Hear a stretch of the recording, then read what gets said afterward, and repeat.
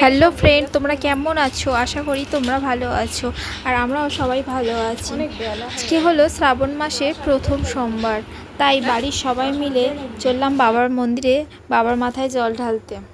বাড়ি থেকে বেরিয়ে পড়েছি আর এই দেখো আমি আজকে বাবার মাথায় জল ঢালতে যাব বলে আজকে পরেছি এই শাড়িটা সাদা লাল। আর আমাকে কেমন লাগছে তোমরা কমেন্ট করে জানাও। এই মন্দিরে যেতে যেতে পড়বে নদী, আর এই নদীর ধারে রাস্তাটা কি দারুণ লাগছে, তাই না বলো?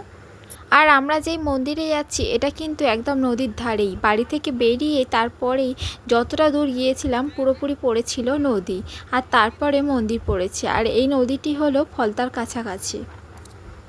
আর এবছর প্রথম যে আমি শ্রাবণ মাসে বাবার মাথায় জল ঢালবো। এর আগে কিন্তু সন্ন্যাস করেছি অন্যান্য মন্দিরে, কিন্তু এই মন্দিরটা যাওয়া হয়নি, তাই ভাবলাম এবারে নদী দেখতে দেখতে এই মন্দিরটায় যাওয়া হোক। আর আজকে ওয়েদারটা না মেঘলা হয়ে রয়েছে, আর যেতে যেতে কিন্তু বৃষ্টি পড়ছিল।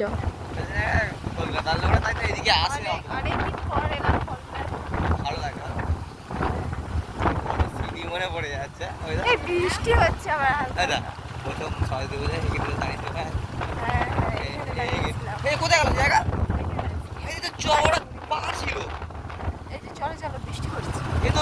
চওড়া কতটা ইয়ে ছিল, ঢাল ছিল, বসে থাকার জায়গা ছিল।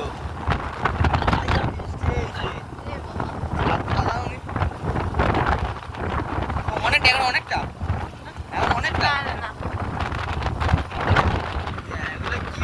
আর আমার বর জানেই না যে আমরা কোন মন্দিরে যাচ্ছি, তাই যেতে যেতে বারবার জিজ্ঞাসা করছে যে আর কত দূর, আর কত দূর।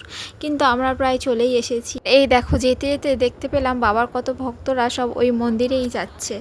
আর আজকে বাড়ি থেকে না বেরোলে বুঝতে পারতাম না যে প্রচুর মানুষ রাস্তাঘাটে শুধু বাবার মন্দিরেই যাচ্ছে।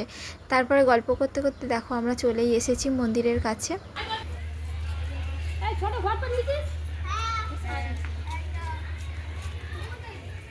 আর এই দেখো এরা একদম সকাল সকাল এসেছে, তাই এদের জল ঢালা হয়ে গেছে, গিয়ে বাড়ি চলে যাচ্ছে।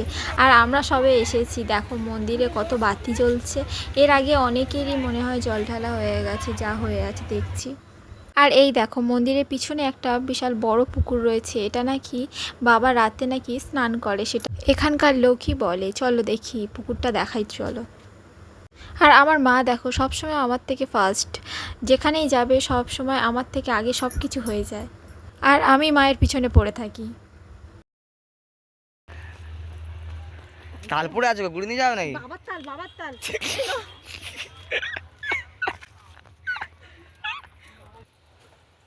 বাবার পুকুরে তাল পড়ে আছে। এটা হচ্ছে বাবার পুকুর। বাবা আমাকে তো সন্ন্যাসের সময় সব এগুলো হ্যাঁ সেইখানে লাইন দিতে হ্যাঁ মা এখানে গন্ডি কেটেছিল। আমার এটা নাম করা, কিন্তু আজ তো দূর থেকে। চলো এবারে আমি বাবার মাথায় জল ঢেলে নিই। আর আজকে ভিডিওটা তোমাদের কেমন লাগলো সেটা কিন্তু কমেন্ট করে জানিও।